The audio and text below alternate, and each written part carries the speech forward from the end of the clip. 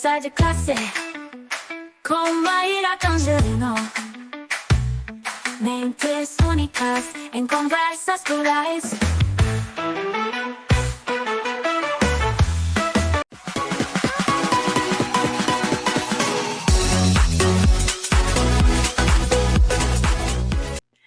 Olá, pessoal! Boas-vindas a mais um Conversa de Classe. E, gente, eu tô até emocionada hoje, porque eu tô recebendo aqui uma pessoa que ela é importante na minha trajetória, né? Ela é uma pessoa que me inspirou lá no começo, que continua me inspirando, e quando ela aceitou esse convite, assim, ó, foi uma alegria imensa, né? Eu não sei nem traduzir em palavras o que eu senti, né? Eu vou receber a Paloma Mello. Ela é uma profissional que respira impacto e estratégia. Tem uma trajetória aí de mais de 15 anos transformando organizações no setor de impacto e também na iniciativa privada. Ela tem uma habilidade, gente, de integrar as parcerias, né? Ela é uma articuladora, uma comunicadora e ela consegue captar recursos, mas de uma forma que é inspiradora. E eu combinei com ela aqui nos bastidores que a gente vai começar começando e eu vou mandar para ela aqui a primeira pergunta. Paloma, com a sua vasta experiência em impulsionar a captação de recursos, como que você percebe a evolução da demanda, tanto por transparência, tanto por prestação de contas no terceiro setor, especialmente aí no que tange as práticas ESG, né? Daí você pode explicar um pouquinho para a gente o que que é isso, né? E como que isso impacta a confiança das pessoas que fazem doação e das pessoas que fazem investimentos. Paloma Mello, com muita honra mesmo, né? Bem-vinda ao Conversa de Classe. É uma honra minha. Antes de começar, eu que quero agradecer a Maíra pelo convite. É uma alegria imensa estar aqui com você, professora. Me permite te chamar assim. Para mim, ser professora é uma das profissões mais importantes para a gente construir o futuro de um país, porque nenhuma transformação coletiva acontece sem educação. Então, quem escolhe isso como missão de vida, eu admiro demais. Admiro muito sua trajetória, sua capacidade de unir educação, tecnologia, arte, afeto. É muito inspirador ver como você leva isso com consistência para outros espaços, para muitos espaços. É uma honra trocar com você. Vamos ver se eu consigo acrescentar alguma coisa por aqui. Mas voltando à sua pergunta, que é para isso que a gente está aqui hoje. A demanda por transparência e prestação de contas no terceiro setor cresceu muito, e isso é muito bom. Inclusive, saiu uma pesquisa recente do Ação Brasil 2024, que o IDS lançou, inclusive fez a apresentação formal, que confirma esse dado. Lá, a pesquisa ela revela que os doadores estão cada vez mais cuidadosos e criteriosos nas escolhas, e mostra que, assim, quase 86% dos doadores, eles afirmam que eles escolhem causas com cuidado, e 83% buscam informações antes de doar, ou seja, virou um processo decisivo para a doação. E isso aconteceu basicamente porque hoje quem doa ou investe quer ter certeza que o que ele está investindo está gerando impacto de verdade. Então, com a crescente atenção a esses temas, como responsabilidade social, sustentabilidade e as práticas ESG, esse movimento, né, impulsionado muito pelo setor privado, né, os parceiros eles querem transparência para confiar que a organização ela é séria, ela é eficiente, ela é alinhada com valores que vão além do discurso, elas querem ver os resultados concretos, né, e essa gestão ética e sustentável. E, além disso, a sociedade está mais conectada, então todo mundo tem acesso fácil a informações, e ela cobra cada vez mais clareza das organizações. Então, virou quase que uma expectativa básica, quase que um padrão, assim, você não pode só dizer o que você faz, você tem que provar com dados, resultados e histórias. E tem o fator das próprias regras, das políticas públicas, as exigências dos financiadores que ficam cada vez mais rigorosas. Então, eles pedem relatórios completos, indicadores claros, auditorias. Então, isso fez com que prestar contas deixasse de ser uma opção para as organizações e virasse uma necessidade para quem quer se manter ativo no setor relevante e ainda atrai apoio. Mas tem organizações que enxergam isso como uma forma de se conectar, né? Não só como uma obrigação burocrática, e aí sim essas organizações conseguem construir relações muito mais fortes e duradouras. Mas tudo tem dois lados, Maíra. Tem esse lado, que é um movimento impulsionado pelo setor privado e que transparência o movimento ESG das organizações, mas também é importante dizer o outro lado, porque prestar contas não é simples, né? Você tem que ter uma estrutura, então você tem que ter equipe, você tem que ter processo claro, você tem que ter indicadores definidos, e uma sistematização que a grande maioria das ONGs não tem. Porque elas não recebem investimento suficiente para isso, porque isso custa. E aí a gente cai naquele ciclo, né? Que a ONG não tem estrutura, não dá para fazer uma boa prestação de conta, sem uma boa prestação de conta, ela não chega nos parceiros novos, e sem parceiro, ela não consegue crescer a estrutura. Então, é um ciclo vicioso, né? Que as ONGs passam. E outro ponto que também é importante dizer é que muitos investidores e doadores pedem relatórios burocráticos demais, que são desproporcionais até, ou fora da realidade, pedem dados que nem sabe, nem faz sentido, ou eles nem sabem para que servem, mas continuam pedindo, sabe? Então, prestar conta, ela precisa ser parte da cultura da organização, mas ela também precisa ser uma consciência dos financiadores. É uma via de mão dupla, então a ONG precisa comunicar bem seu impacto, mas os investidores também têm que adaptar essas exigências ao tamanho da organização, ao tipo de parceria, precisa ter esse bom senso, e também topar investir nessa estrutura que sustenta esses pedidos deles. Então, no fim das contas, a gente tem problemas grandes no Brasil, sociais, que são estruturais, e transformar a estrutura não é coisa simples, nem de um dia só, nem de um projeto só. Dá trabalho, leva tempo e depende desse tipo de relação, transparente, comprometida, consistente, porque é assim que a gente constrói um impacto permanente, sabe? E Paloma, enquanto você falava, eu estava pensando no seguinte, né? Quando a gente começou a conversar, você até me perguntou assim, mas será que o papo que a gente vai ter teria uma relevância, né, para o programa? E quando eu olho, né, a sua fala, e penso também nas organizações que hoje têm muitos professores, muitas pessoas da área da educação trabalhando, elas às vezes não têm clareza desse processo, né? Elas às vezes elas não entendem qual é a relevância da gente fazer um trabalho que tem a ver, né, com a cultura, né, e por que a gente investe um esforço em poder criar essa primeira camada, né, antes do trabalho em si começar, né? Até você mencionou um pouquinho essa questão da construção de cultura organizacional, né, e que seja uma cultura sólida, porque isso garante o engajamento e vai garantir também parcerias estratégicas. Eu quero até te perguntar, né, embora tem muita instituição que consiga fazer isso, claro, também tem as que você mencionou que estão no caminho, né, estão construindo isso, a gente sabe que isso é um cenário de incerteza, né? Esse cenário da doação, do investimento, ele é volátil, né? Eu queria saber qual que é o papel da liderança na criação dessa cultura resiliente, né? Que ao mesmo tempo promove a diversidade, que também traz inovação, mas que deixa a organização ali também sustentável. Nossa, essa é a pergunta de 1 milhão, né? Porque é isso, exatamente o que você falou. Hoje tudo muda muito rápido e a gente vive incerteza o tempo todo. Então, a liderança no terceiro setor, ela tem que ser aquela que protege a cultura da organização, mas que, ao mesmo tempo, articula essas alianças estratégicas. Então, não é só reagir ao que está acontecendo, né? A gente precisa preparar a organização para continuar relevante. E cultura organizacional de verdade não é só ter lá bonitão na parede os valores, né, escritos. Quando a gente entra numa organização, normalmente é assim, né, que os valores estão.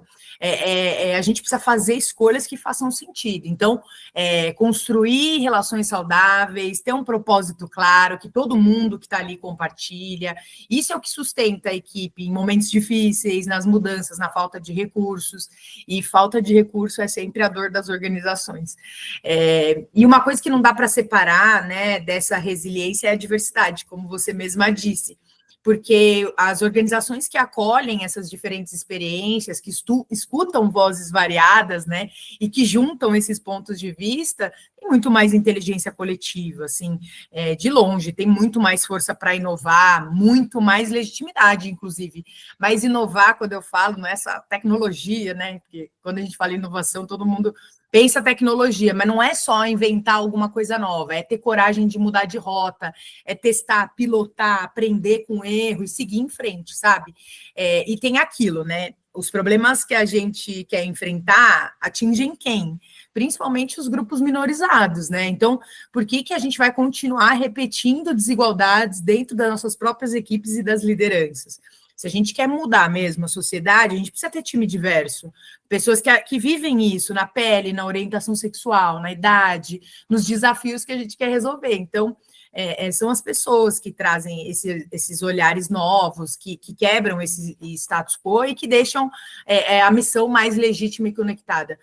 No fim, né, as transformações profundas pedem essas lideranças que cuidam da cultura, que seguram o propósito no peito, mesmo quando tudo está bagunçado lá fora. É bem desafiador liderar nesses tempos, mas isso é característica muito importante. E Paloma, eu acho incrível você poder falar isso para o público do Conversa de Classe, porque aqui tem muito docente que assiste a gente, mas também tem muito graduando que ainda vai chegar, né, nesse lugar do trabalho. Então é importante assim a gente entender que algumas ações no mundo elas também estão funcionando de forma diferente, né? Exatamente porque os movimentos da história vão mudando, né? As realidades. E eu queria destacar, acho que duas coisas que são pilares do seu trabalho, aí você até me corrige se não for isso, né? Você traz a comunicação institucional e também essa comunicação estratégica, né, como dois fatores importantes aí na sua história, na sua trajetória.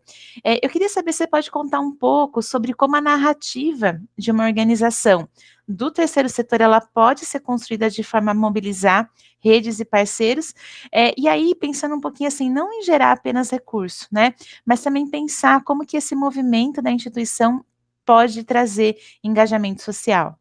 Nossa, total. Isso é o grande desafio das organizações. E antes de tudo, você comentou a comunicação institucional, a comunicação estratégica. Quando a gente fala comunicação, vale a pena e vale lembrar que tem muita gente que confunde isso com produção de post para rede social, né? Ou contar o que está fazendo, né? Para os beneficiários e tal. Mas a comunicação estratégica, ela é muito mais que isso, né? A gente está falando de conversar bem com vários públicos. Então, a gente precisa conversar bem com o beneficiário, com o doador, com o parceiro, com o conselheiro, com a comunidade que você atende, com fornecedores que te atendem, com a imprensa, né? Até com a equipe interna. Então, cada um desses públicos pede uma linguagem, né? Uma intenção, uma coerência diferente. E tudo isso precisa servir para uma coisa maior. Então, qual é o objetivo, né? Construir vínculo, confiança, garantir a sustentabilidade da organização. Então, a comunicação institucional ela é parte muito essencial da estratégia para gerar impacto. Ela posiciona a organização, ela engaja as pessoas, ela fortalece o vínculo de quem acompanha o trabalho das organizações. E no terceiro setor, onde a gente trabalha com essas causas sensíveis, a forma como a gente comunica o propósito e o impacto pode ser exatamente o que faz a diferença entre uma parceria dar certo, uma conexão nova começar, ou a organização ganhar força e legitimidade. Então, uma narrativa boa não nasce só de contar uma coisa bonita, né? Ela vem da escuta, da comunidade, dos parceiros, do território, ela nasce. E ela traduz o que é complexo em alguma coisa que conecta, né? Então, é muito diferente quando você diz, impactei 1.000 pessoas, mas quando você conta a história do João, que teve a vida transformada pela sua organização. Então, humanizar dados, mostrar valor no processo, transformar essas histórias e inspirar as ações a partir disso, é muita coisa, porque mudar uma vida, mudar a vida do João já é muito, né? Eu acho. Então, eu falo isso porque eu já trabalhei em muitos lugares onde a comunicação era uma ferramenta para programa. Então, a gente contava o que a gente estava fazendo, sem olhar para a comunicação da instituição como um todo, né? Sua visão, sua missão, seu impacto.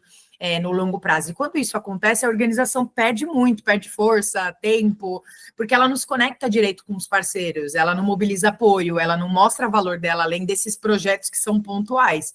Por isso que a comunicação ela tem que andar lado a lado na captação de recursos.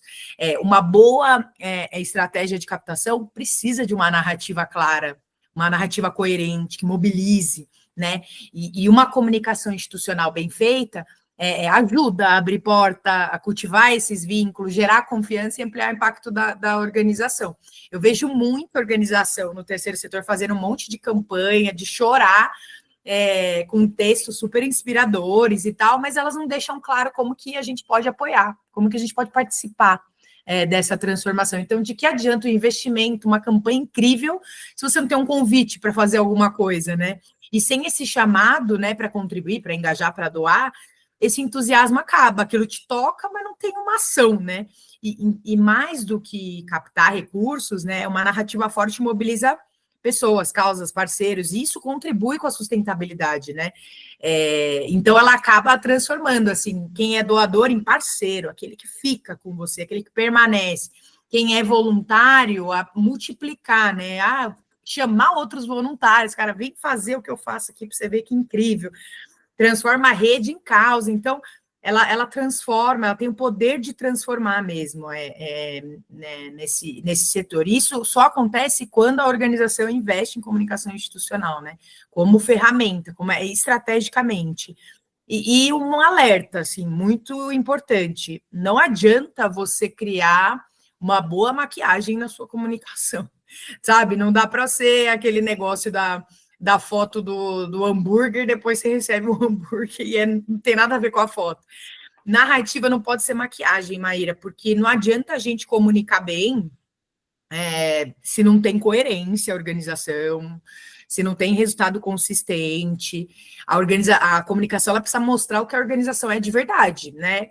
Inclusive com os desafios, porque isso torna a organização mais humana, né? Mais crível, mais próxima das pessoas.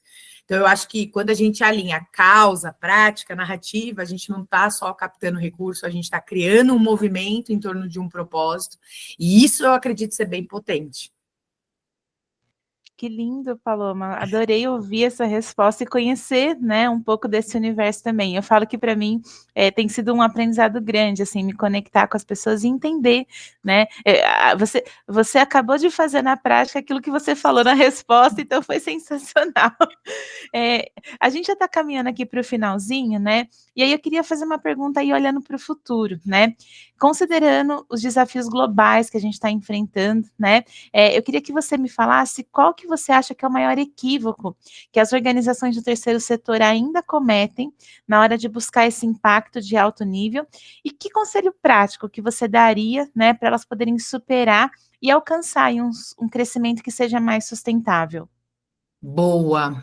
Desafio a gente tem um monte. E é muito bom errar, que aí a gente aprende. Mas dos erros que eu mais vejo no terceiro setor querer impacto sem ter estrutura. Eu bato muito nessa tecla de ter estrutura, de ter investimento no desenvolvimento institucional das organizações, porque muitas organizações sonham alto, fazem projetos incríveis, entregam muito, mas assim, continuam com as equipes esgotadas, não tem processo claro, tem uma gestão muito frágil, não consegue investir na tua estrutura, a captação é só reativa. E a captação não pode ser reativa, ou só quando acontece a oportunidade. Isso não é sustentável, sabe? E nem é justo com quem está dentro dessas organizações. Então, o impacto, ele precisa de uma base sólida. Não adianta os investidores continuarem investindo em programas, em projetos, começo, meio e fim, sem pensar no que sustenta isso, né? No silêncio, que é a estrutura, que são coisas que as pessoas não enxergam. Então, isso significa clareza estratégica, ter uma cultura forte, processos de gestão, governança atuante, uma comunicação constante, uma captação profissionalizada, que ainda sofre muito, o captador é uma profissão ainda que sofre bastante, tem muitas organizações que estão à frente disso, liderando esse movimento de garantir a formalização, de garantir boas condições para o captador, mas é uma profissão muito difícil, precisa de muita resiliência, então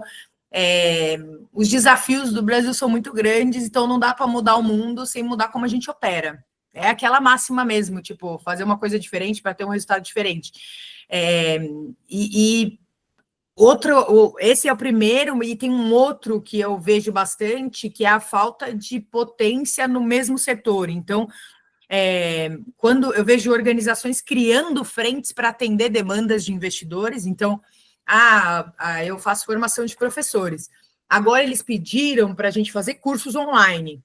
Pô, ao invés de eu criar cursos online, vamos ver que organizações que fazem cursos online, porque aí eu faço uma parceria e além de eu ganhar com isso, outra pessoa, outra organização que já faz isso, pode se juntar a mim e a gente ter um ecossistema forte, né? Então, fazer parcerias de verdade, juntar forças no terceiro setor, dividir esses aprendizados, evitar repetir o que já existe. É muita gente criando coisas novas de coisas que já existem, e isso enfraquece o setor, né? E eu acho que o investidor também tem um papel nisso, né? Muito fundamental, porque eles podem, o investidor ele acaba ditando, né, esse movimento. Então, eles podem muito provocar, fomentar, financiar alianças, redes, coalizões em organizações do terceiro setor, porque é isso, se a gente precisa transformar, e para transformar a gente precisa de uma atuação sistêmica, ela só vai acontecer se a gente realmente somar essa potência, o propósito e essa execução, sabe? Então, se eu pudesse, sei lá, dar um conselho, depois de falar dos erros, né? Eu falaria para as organizações, defendam e insistam para conseguir o investimento no desenvolvimento institucional das organizações de vocês, sem medo, sem culpa, conversem sobre isso com doadores, equipes, conselhos, usem os recursos para estruturar essas áreas que ninguém vê, mas que sustentam o impacto. Então, o financeiro, o RH, a tecnologia, o planejamento, a avaliação, o monitoramento, a captação, a própria captação, isso não é custo, isso é investimento. E isso é investimento para o impacto acontecer e durar. E eu acho importante que as organizações tenham coragem para falar o que elas precisam, né? Às vezes, o maior salto das organizações é quando ela para de tentar encaixar nas expectativas do investidor e começa a construir essas relações com transparência e confiança, porque é isso que o investidor pede, né? Ele pede, eu acho que é justo a gente pedir também, porque, no fim, o impacto mais transformador é aquele que fica, né? E essa permanência, você construir essa permanência é só quando você tem estrutura, relação verdadeira, e isso é chave para mim. Então, esse é meu conselho. Paloma, eu queria agradecer a sua presença, a sua generosidade, por você trazer de forma tão leve e tão clara um tema que ele é complexo, né? Tem muitos olhares aí e você trouxe assim de uma forma muito dirigida, então eu queria te agradecer por isso. E quero saber se você quer deixar alguma mensagem de finalização para quem está assistindo a gente. Olha, há muitos anos eu sou captadora, mas eu acho muito importante, como mensagem, tirando essa parte da captação, que eu sou sempre defensora da captação dos captadores, que é uma profissão muito difícil, é muito importante que as pessoas sejam quem elas são, aonde elas estiverem, e que elas se entreguem a fazer isso com verdade, com propósito, porque a gente só é feliz no que a gente faz quando a gente é quem a gente é e a gente consegue fazer isso, demonstrar o nosso máximo potencial nesse nosso fazer. Então, a mensagem que eu deixaria é: sejam quem vocês são, transformem, sigam transformando o lugar que vocês estão. Eu acho que a gente tem uma função social. Eu acho que o trabalho, quando todo mundo fala, eu trabalho porque eu preciso de dinheiro para pagar a conta, eu acho que o trabalho é a nossa função social. Então, qual é a sua função na sociedade? Eu acho que as pessoas têm que pensar a sua função na sociedade, ser quem elas são e fazer um pouquinho para a gente deixar o mundo um lugar um pouco melhor, assim. Se cada um fizer um pouquinho. Um dia eu estava no táxi, Maíra, e o taxista falou para mim, eu falei assim, meu propósito é transformar a vida das pessoas, nem que seja um cafezinho, se a pessoa sair feliz, putz, já ganhei meu dia dele. Moça, você não vai transformar, não. Eu falei, vou sim, se eu fizer um pouquinho, você fizer um pouquinho, a Maíra fizer um pouquinho, o pessoal de casa fizer um pouquinho. Então, o que eu acredito é isso, cada um fazendo um pouquinho, fazendo o que acredita, sendo quem é, a gente vai conseguir deixar esse mundo um lugar melhor e aí deixar o nosso legado aí para as próximas gerações. E eu só posso agradecer por você ter feito um pouquinho aqui hoje. Esse pouquinho que foi pocão, viu? Aqui hoje. Obrigada mesmo. E pessoal, a gente se vê no próximo Conversa de Classe. Até mais.